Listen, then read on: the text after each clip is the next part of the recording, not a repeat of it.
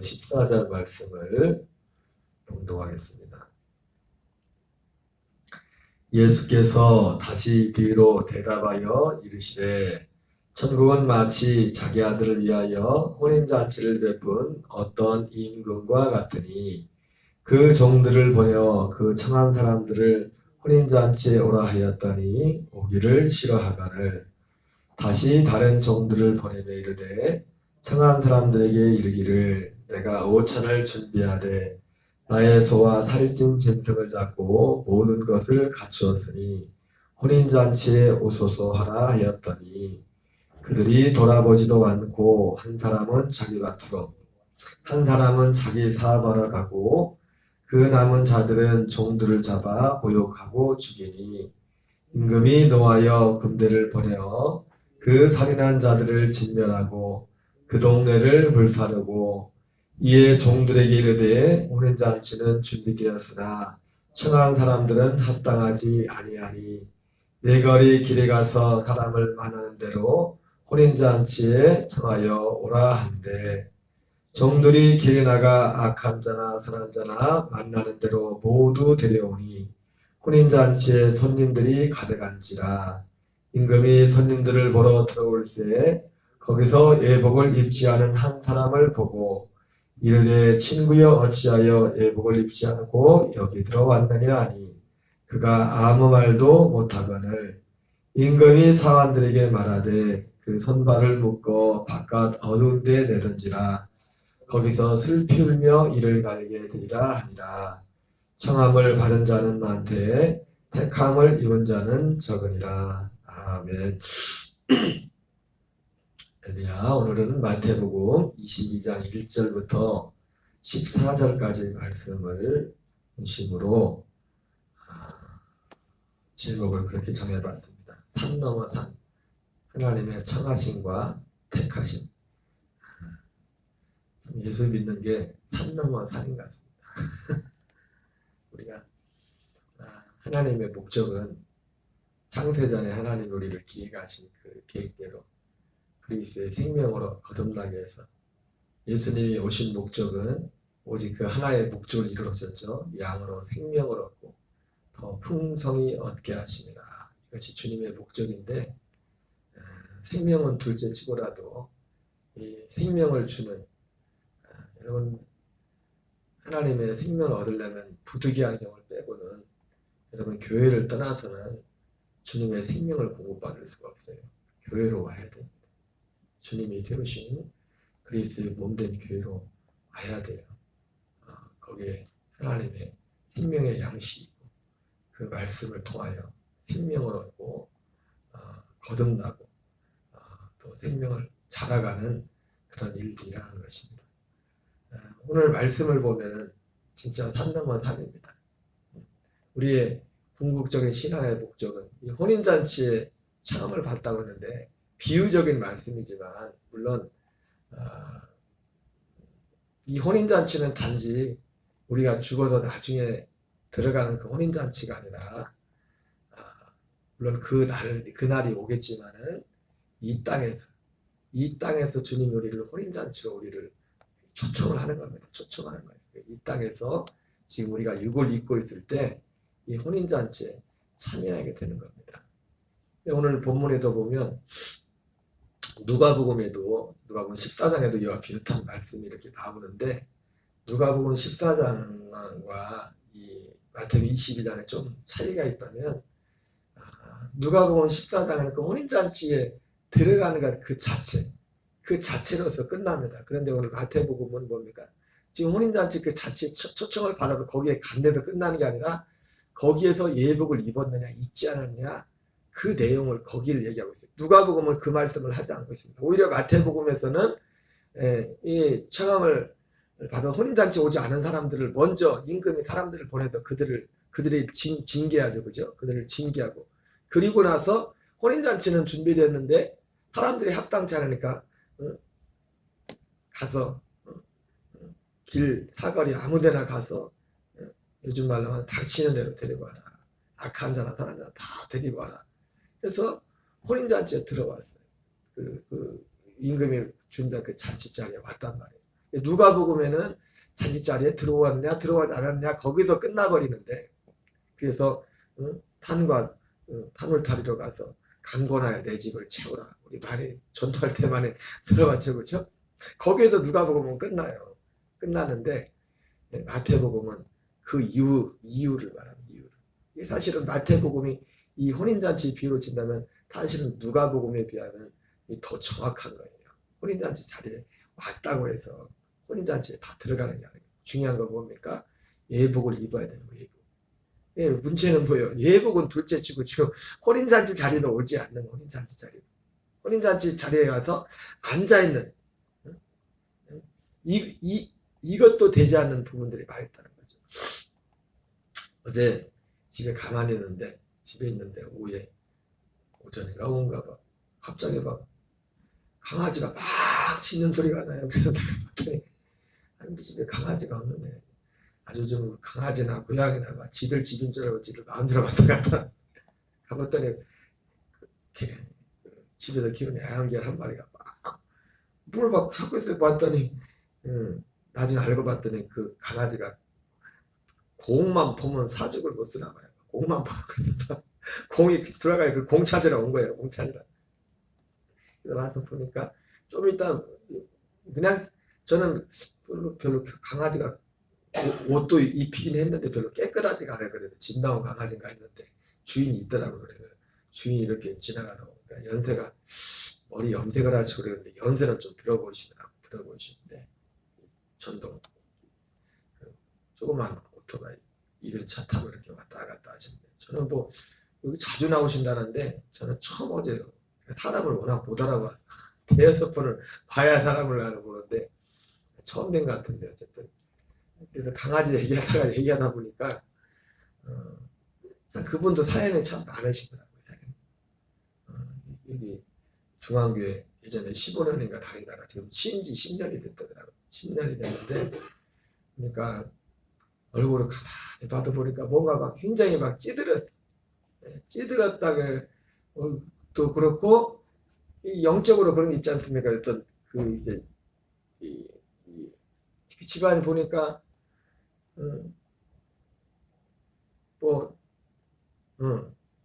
그 딸이 얼마 전까지 여기 유명한 뭐 김밥집도 했을 때더라고. 김밥집. 뭘 맞았는데 내가 들어보니까 그 김밥집 옛날에 우리 권사님들한테 들어봤던 김밥집 있더라고. 예? 어떻게 알아요?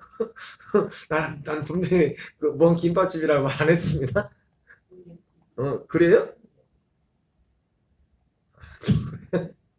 그래가지고 어머님한 사연을 들어보니까 집안이 아주 그냥 15년 동안 교회를 다녔었대요. 다녔었는데 이게 아마 집안의 우상숭배나 이런 게 굉장히 심하고 가만히 보는 게 귀신 역사가 굉장히 심해. 그래가지고 아들은 죽은 지 좀 됐나 보다. 아들이 30대인가 죽었는데 뭐 사고로 죽고 조금 있다가 남편도 죽고, 그리고 두 손자를 아마 키우는 건지 뭔지 손자가 있는데 손자들은 뭐 아주 멀끔하게 생겼는데 다 아주 그냥 문제. 뭐 얼마나 문제를 많이 일으키는지 겉에서 볼 때는 멀끔해가지고 모르겠어요. 가만히 들어보니까 재산은 좀 있는 것 같아. 그래? 재산은 좀 있는 것 같은데 얼마인지 모르겠지만, 그래가지고 이래저래 해가지고 하다가 한 10년 전에 목사님 모시고 이제는 제사 없애고 추도예배 드리려고 하는데 그 시동생인지 누가 봐가지고 막 난리를 쳤나 봐. 뒤집어 놓고. 그때부터 교회를 안다는 게 10년이 됐던 거야. 10년. 참 그걸 보면서 제가 오늘 설교 제목을 참 산 넘어 산이다. 산 넘어 산이다.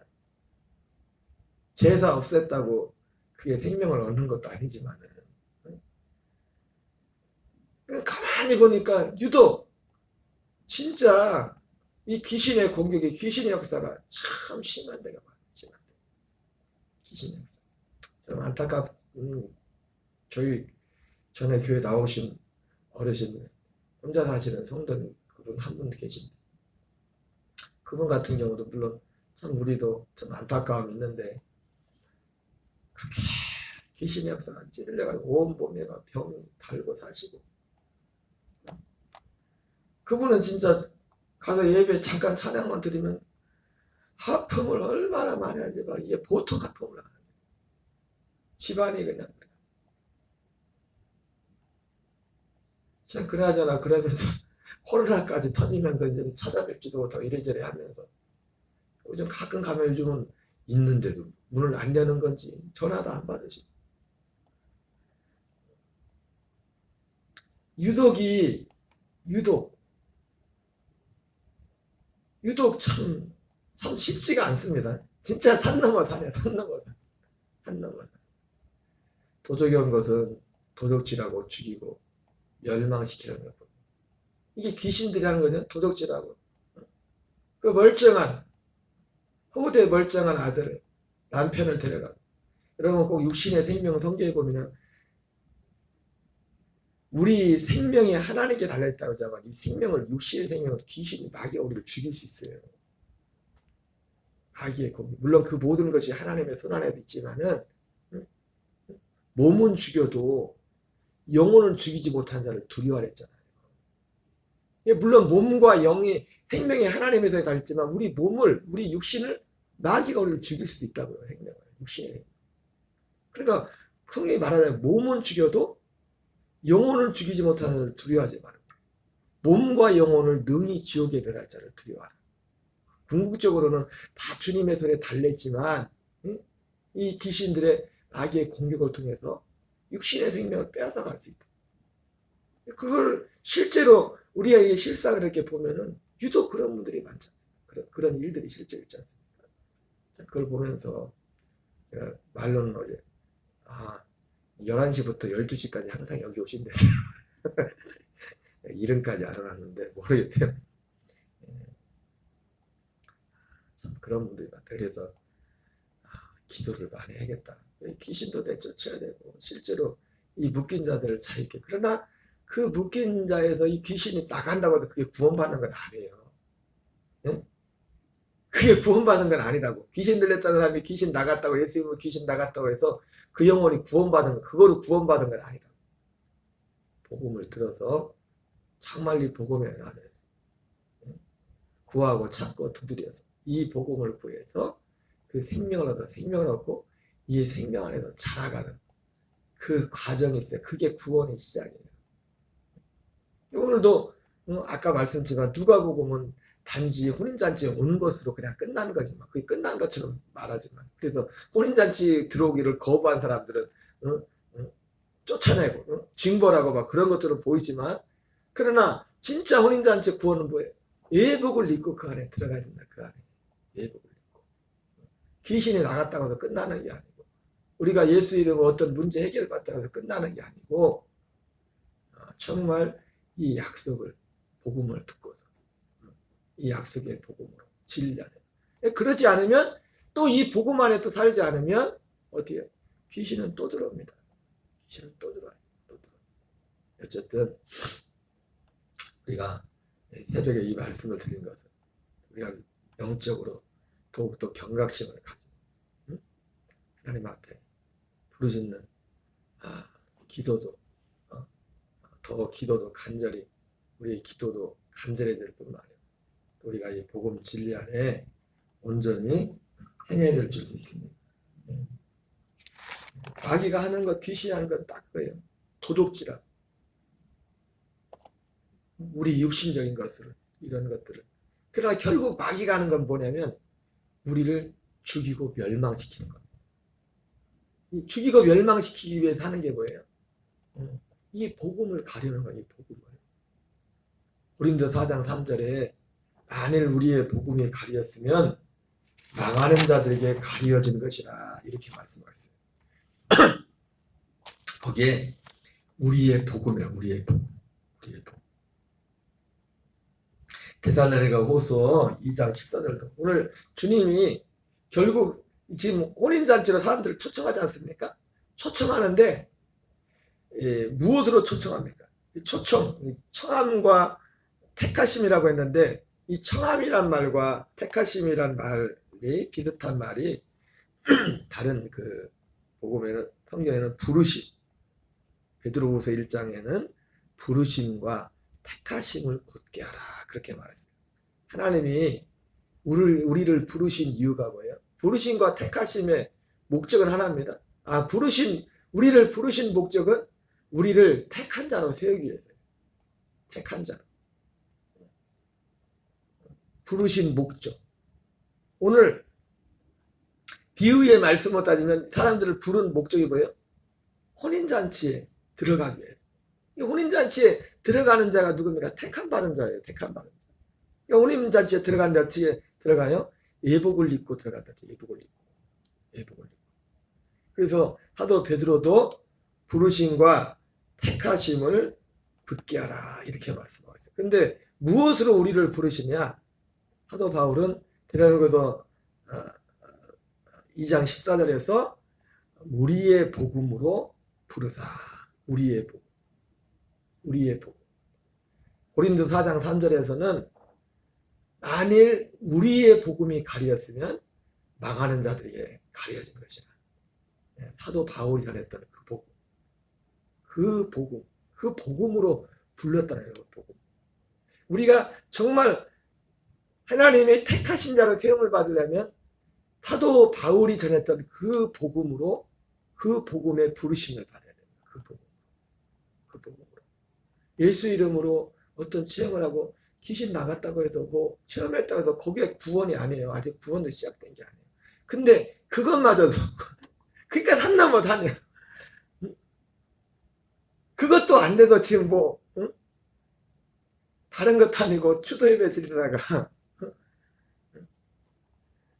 난리 쳤다고 그것 때문에 그때부터 교회의 발걸음을 끊고서 귀신 마귀가 하는 짓은 별 희한한 짓을 그 자리를 오지 못하게 하는.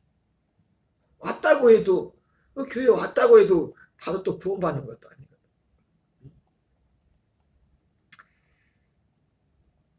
우리에겐 더 하나님 나라의 뜻을 이루기 위해서 더 많은 기도와 강력한 기도가 있어야 되고, 그리고 사도들이 전했던 바로 우리의 복음, 그 선명한 복음이 성령의 능력으로 더 힘있게 전해져야 될 줄 믿습니다. 예. 우리의 복음이 뭐예요? 우리의 복음이 뭡니까?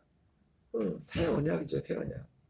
고린도 4장에서는 우리의 복음, 그 고린도 4장 1절에 그 앞에서 우리가 이 직분을 받는, 이 직분과 우리의 복음은 하나입니다. 우리의 복음. 이 직분을 받은 자로 우리가 낙심하지 아니하노니.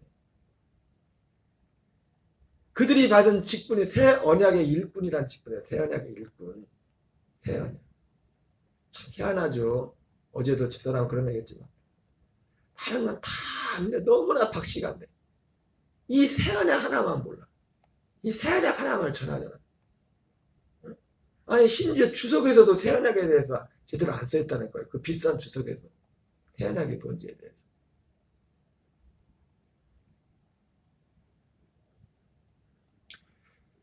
새 언약 우리의 복음으로, 새 언약 바로 사도 바울이 전했던 그 복음, 이 새 언약에 가리었으면 망하는 자들에게 가려진 것이야. 오늘 혼인잔치 자리에 사람들이 있어서 이제 임금이 이제 혼인잔치 자리에 가보니까 예복을 입지 않은 한 사람이 있었죠. 제가 언젠가 말씀드렸지만 이 예복을 입지 않은 사람이 많아요, 적어요? 예? 예복을 입지 않은 사람이 많죠, 그죠? 한 명을 대표로, 우리는 한 명 있다고 해서 많은 사람 중에서 그냥 그것만 보면 한 명인가 보다, 그게 아니라 그런 사람들이 많다는 거예요. 예복을 입지 않은. 그 뒤에 그래서 말하잖아요. 청함을 받은 사람은 많지만 택함을 입은 자는 적다. 실례로 그 한 사람을 딱 꼽은 겁니다. 그 한 사람을 카메라를 딱 클로즈업 한 거예요. 많이 있는데, 다른 사람도 많이 있는데 예복을 입지 않은 한 사람은 그 사람을 딱 클로즈업을 한 거예요.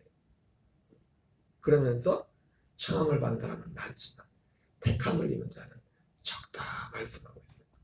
그러니까 이 복음이 가리우니까 예복을 입었다는 것이 뭔지도, 그냥 단지 예수님의 피로, 단지 그런 어떤 상징적인 것으로 우리가 예복을 입는다는 것은 그리스도로 옷 입는 겁니다. 예복을 입는 것은 우리 옛사람은 죽고 그리스도의 생명을 더 믿는 겁니다. 생명. 그 생명이 예복의 생명. 그 생명이 의. 복음에는 하나님의 의가 나타난다고 했죠. 그죠? 그러니까 이 복음이 가려니까 모든 성경 해석이 다 거기에 맞춰서 가는 거예요. 제가 엊그젠가도 말씀을 드렸지만 빌립보서 2장에 너희 안에서 행하시는 하나님이시니 너희로 소원을 도와 행하신다 했죠. 그 소원. 여러분 그 소원이 뭐예요? 예, 이 복음이 가려졌을 때는 물론 그런 측면이 없는 건 아니에요. 하나님이 우리에게 선한 소원을, 그 소원도 선한 소원, 어떤 하나님의 어떤 일들을 하기 위한 어떤 뭐 돕고 전도 이런 소원들이 알겠죠? 소원, 선한 소원. 그러나 거기서 말하는 소원은 우리 안에서 행하시는 하나님이 우리 안에서 소원을 두고 행하신다고 했는데 그 소원은 다른 게 아니에요. 오직 하나의 소원이 한 소원. 예수님이 오신 목적이 생명을 얻고 더 풍성히 얻게 하는 것처럼 한 소원. 바울이 빌립보서 1장에서 나의 간절한 기대와 소망을 따라 살든지 죽든지 내 안에 그리스도가 존귀케 되기 위함이라 그 그리스도의 생명이 자라가는 것. 그래서 그 자라가는 것을 빌립보서 2장에서 뭐라 합니까? 구원을 이루어간다고 그러죠. 구원을 이루어가는 것. 이 구원을 이루어가는 게 뭐예요? 생명 구원. 이 생명이 자라가는 겁니다. 더 생명이 자라가는 것. 그 생명이 자라가는 것이 사도 바울이 고린도전서 13장에서는 전서 13장에서는 그렇게 표현되고 있죠. 말하는 것, 생각하는 것, 깨닫는 것을 통해서 내가 생명이 자라가는 것이 어떤 면으로 나타나면 내 말하는 것, 생각하는 것, 깨닫는 것. 그 하나님의 아들의 생명 안에서 나오는 깨달음과 생각과 말 이런 것으로도 나타난다고 말씀하고 있는데 그 소원 하나도 이 복음이 뭔지가 복음이 가려지면 그 소원도 그냥 육신적인 그런 소원으로 그냥 바꿔버린단 말이에요. 그래서 하나님이 우리에게 소원을 뭔 사업을 하고 뭔 장사를 하고 물론 그런 면도 있어요. 하나님이 근데 그런 소원을 주는 목적도 뭐예요? 진짜 이 소원을 이루는데 도구로 쓰기 위해서 그 소원을 주는 거예요.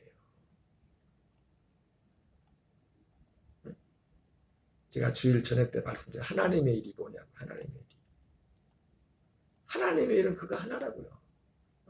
예수님 하나님의 일이 뭡니까? 하나님의 일은 하나님이 보낸 자를 믿는 게 하나님의 일이다. 하나님이 보낸 자가 하시는 그 일을 믿는 것. 그리고 그 일이 자기 안에서만 이루어진 게 아니라 모든 한 사람 한 사람에게 다 이루어지도록 하기 위해서.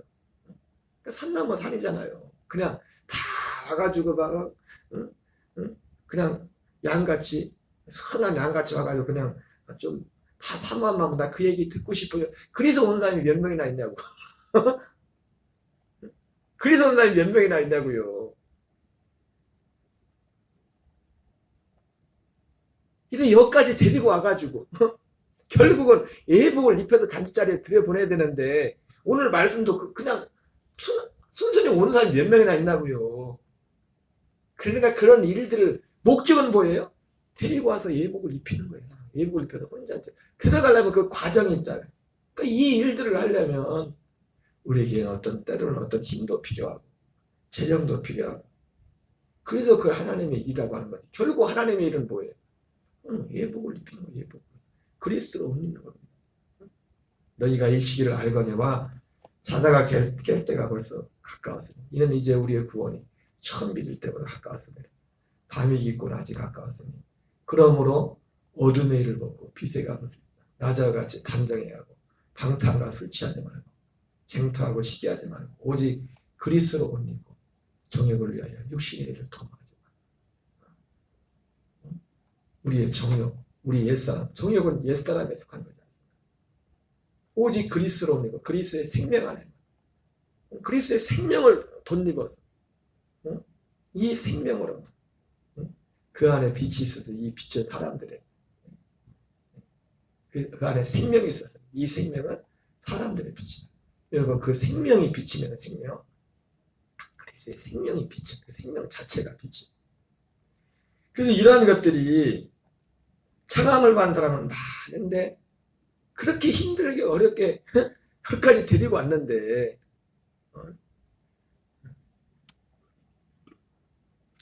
교회를 다니다가 쉬고 있는 분들이 차라리 아예 한 번도 안 나온 사람보다 다시 나오기가 쉽지가 않아. 소망을 가져보고 어제는 그 어머님이 내가 뭘 시키지 않는데 자기가 먼저 말하기 시작해가지고 입이 열려가지고 계속 말씀하시더만 데려다 놔도 그 옷을 입히려면 이 복음은 우리의 복음을. 그럼 로마서 8장 28절에 하나님을 사랑하는 자 곧 그 뜻대로 부르심을 입은 자들. 하나님의 뜻이 뭐냐 이거야. 합력하여 선을 이룬댔죠. 그걸 우린 다 그것도 뭐 어떻게 해석했어요? 예, 우리가 인생 살아가면서 이런 일 저런 일 다 만나는데 어려운 일 만나는데 다 합력해서 좋게 될 거야. 다 그렇게 해석했단 말이에요. 그게 그 뜻이 아니에요. 하나님의 뜻대로 부르심을 했는데 하나님의 뜻이 뭐예요? 우리 안에 새 언약이 이루어지는 겁니다. 마태복음 7장 21절에는 하늘에 계신 아버지의 뜻대로 행한 자가 들어간다고 하는데 하늘에 계신 아버지의 뜻이 뭐냐 이거예요. 하나님을 사랑한 자가 누구라고 했어요? 하나님의 뜻대로 부르심을 입은 자라 했잖아요. 그 하나님의 뜻대로라고 했는데 로마서 8장 28절에는 마태는 7장 21절에는 하늘에 계신 아버지의 뜻과 하나님의 뜻 똑같은 거죠. 하나님의 뜻대로 부르심을 입은 자들에게는 모든 것이 합력하여 선을 이룬다. 여러분 결국 그 선도 뭐예요? 선도 뭡니까? 생명을 얻고 풍성히 얻는 게 선이에요. 나머지는 주님이 더해 주신 자잖아요. 다시 한번 말씀드리면 하나는 우리가 예수 믿는 성도들이 육신적인 것을 무시하라는 얘기가 아니에요. 주님이 아십니다. 육신적으로 그것이 있어야 된다는 거예요. 여러분 절대로 육신적인 것을 무시하면 안 됩니다. 우리도 또 일도 열심히 해야 되고 또 건강도 잘 살펴야 되고 근데 목적은 하나입니다. 그 일을 잘 더 이루어가기 위해서 그 일들을 하는 거라고. 그러니까 이런 것들 하나하나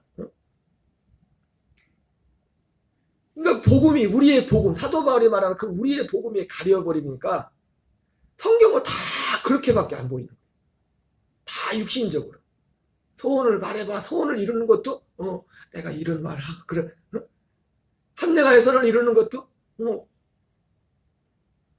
이게 결국 합력하여 선을 이루는 것이라는 것도 결국은 그 일을 통해서 이 일이 이루어져야 돼요. 일과 관련이 돼 있어요. 그래야 진짜 선이 되는 거예요. 하나님의 뜻이 그 육신적인 일을 통해서 이것과 연결이 돼야 그것이 선이 되는 거지.